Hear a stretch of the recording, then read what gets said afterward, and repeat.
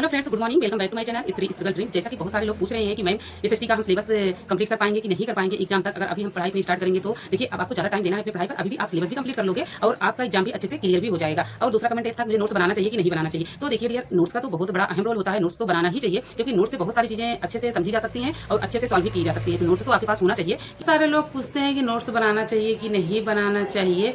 तो डियर, आपको नोट्स बनाना चाहिए। नोट्स से आप पढ़ोगे तो सारी चीजें क्लियर होती चली जाएंगी। वीडियो कितना भी पढ़ लो, लेकिन नोट्स का तो अहम रोल होता है। सबसे बड़ा रोल जो होता है वो नोट्स का ही होता है। जब आपके पास नोट्स रहेगा तो आप जब चाहोगे तब रिवीजन कर लोगे उसका। कितनी बार आप वीडियो को देखोगे। अगर आप बुक से पढ़ रहे हो तो भी आप अपना नोट्स बना लीजिए। अभी भी टाइम है, 1 महीना का टाइम है, आप अभी भी बना लोगे। और ज्यादा टाइम देना है अपने पढ़ाई पर। नोट्स जरूर बनाना है क्योंकि सेल्फ स्टडी करना है। सेल्फ स्टडी जितना हो सके उतना ही की जाए। कोई जरूरी नहीं है कि हम ऑनलाइन ऑफलाइन पढ़े। सेल्फ स्टडी से बहुत सारे लोगों का सिलेक्शन हुआ है और आपका भी होगा, लेकिन आपको नोट्स बनाना है। ठीक है, मैंने सीडीपी का नोट्स बनाया है और एसएसटी का भी मेरा पुराना नोट्स है, लेकिन उसमें बहुत सारी चीज़ें मैं इंक्लूड की हूँ। तो मैं भी नोट्स बनाती हूँ और आप लोग भी नोट्स बनाइए। क्योंकि आप लोग पूछ रहे हो कि दी आप नोट्स बनाते हो कि नहीं बनाते हो। तो मैं नोट्स बनाती हूँ, लेकिन जो मुझे टॉपिक लगता है कि इसका बनाना ज़्यादा इम्पॉर्टेंट है तो उसी का मैं बनाती हूँ। क्योंकि मैंने सीटेट का मैंने पढ़ा है और सीटेट के मेरे पास नोट्स हैं, इसीलिए मैंने यूपी टेट का नोट्स उतने अच्छे से नहीं बना रही हूँ, वीडियो से ही पढ़ ले रही हूँ। लेकिन जो चीज़ मुझे लग रहा है कि नोट्स बनाना चाहिए तो वो टॉपिक को मैं जरूर नोट करती हूँ। तो आप लोग डियर देखिए, एक दूसरे के देख के नहीं करना है। आप सिर्फ अपना देखिए कि मुझे नोट्स बनाना है तो बनाना है। कोई बना रहा है कि नहीं बना रहा है ये मत देखिए। ये आप देखिए कि आपको किस तरीके से पढ़ना है। आपको नोट्स भी बनाना है, सेल्फ स्टडी करना है। आपके पास अगर एनसीईआरटी बुक है तो एनसीईआरटी बुक को भी आपको पढ़ना है। ठीक है, क्योंकि एनसीईआरटी बुक से ही क्वेश्चंस पूछे जाते हैं। और जो आप यूट्यूब पे देखते हो, जो आप ऐप से पढ़ते हो, एप्लीकेशन से जो भी पढ़ते हो, सब एनसीईआरटी बुक का ही कंटेंट होता है जो आपको यूट्यूब पे दिया जाता है। वही सब कुछ होता है। क्योंकि पैराग्राफ पूरा होता है, पीपीटी से पढ़ाते हैं तो सेम वही कंटेंट उठा के वहां पे पढ़ा देते हैं।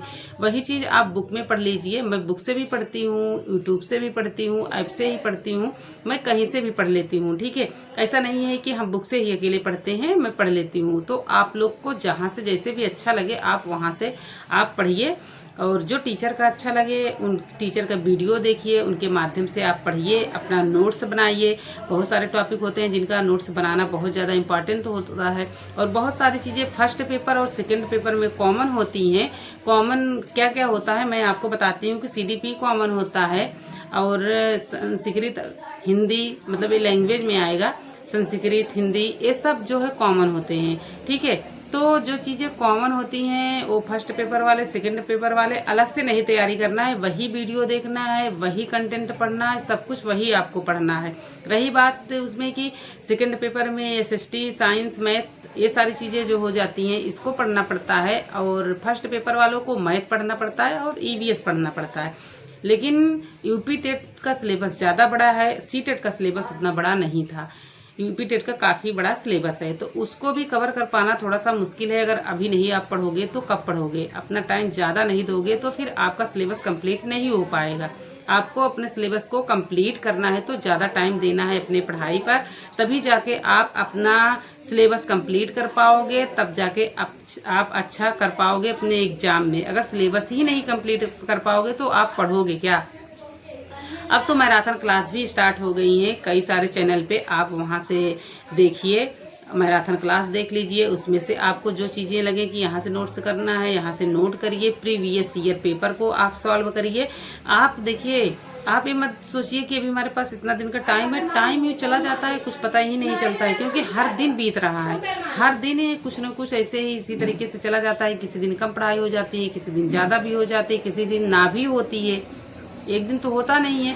तो ये उतार चढ़ाव लगा रहता है। तो इसी वजह से आप देखिए, कुछ नहीं, अगर कहीं खाली बैठे हो तो प्रीवियस ईयर ही सॉल्व करते रहो। कुछ न कुछ आप पढ़ते रहो या वीडियो चला के आप रख दो, सुनते रहो। देखिए, खाली नहीं बैठना है, नहीं तो अब 4 लोग के बीच में बैठ जाओगे तो 4 तरह की बातें होगी और घंटों निकल जाएगा, आपको पता ही नहीं चलेगा। अगर आप बाहर निकल गए तो पूरे दिन वैसे भी, अगर कहीं बाहर निकल जाओ, अगर 2-3 घंटे निकल जाते हैं ना तो एकदम थकान लग जा रही। और आजकल तो इतनी भीषण गर्मी पड़ रही है कि पूछिए मत। लू भी चल रहा है, गरम गरम हवा भी चल रही है।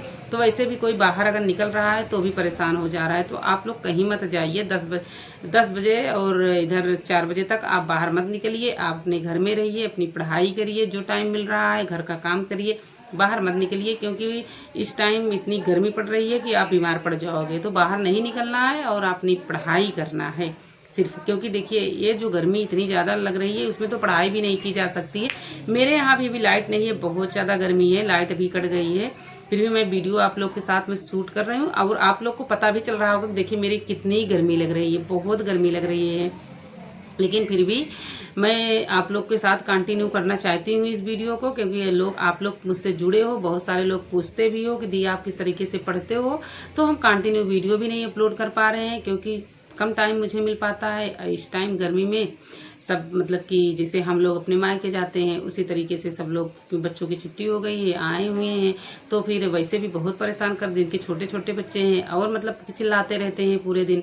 तो इसी में टाइम भी मेरा भी काफ़ी ज़्यादा चला जा रहा है, पढ़ नहीं पा रहे हैं अच्छे से। लेकिन आप लोग अच्छे से पढ़िए और आप लोग के लिए मैं इस वीडियो को बनाई भी हूँ। आप लोग अच्छे से पढ़िए। मुझे क्या, मैं तो सोचती हूँ चलो पास हो जाऊँगी वही बहुत है, लेकिन आप लोग ऐसा मत सोचिए, ठीक है।